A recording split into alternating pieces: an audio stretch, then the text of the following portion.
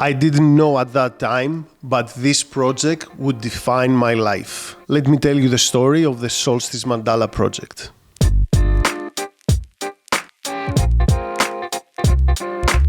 On the morning of June 21st, 2013, I was driving to work like any other day, and I remember hearing on the radio that it was the summer solstice. That day was the biggest day of the year, the longest light. Something about that, stayed with me, it spoke to me. The solstice felt like a circle to me, like a perfect circle of light. When I arrived at the studio, I sat down and I designed a large and very detailed mandala inspired by that idea. A circle that represents light, continuity, and energy. I posted on Instagram, and without overthinking it, I wrote that I would post one mandala every day for the entire solstice. At that time, I had around 5,000 followers, and for the first few weeks, it was very fun.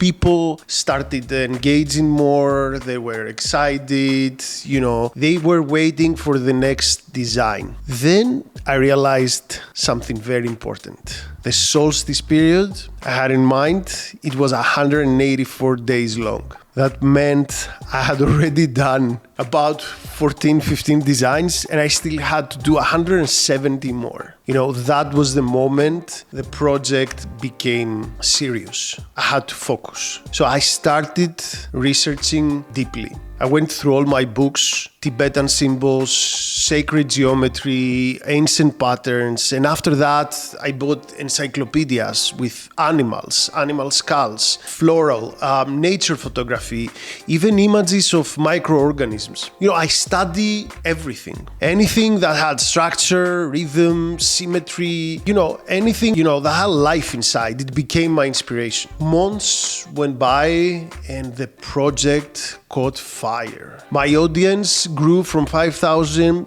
very fast to 20,000 followers. People every day were sending me ideas. It was so much energy around it. It was like a momentum, it felt bigger than me. That's when my friends Helen and Harris from London introduced the idea of turning the project into a book and funding it through Indiegogo. We couldn't do Kickstarter in Greece. Helen was a designer, Harris was a computer engineer, and they let me focus on drawing. They built the campaign, structure everything, and they helped me bring this vision to life, and I will always be grateful for them. The book was produced as a very beautiful hardcover, square format, very carefully designed. It felt more like a coffee table book, than a traditional tattoo book of that time. It carried weight, it had presence, very beautiful.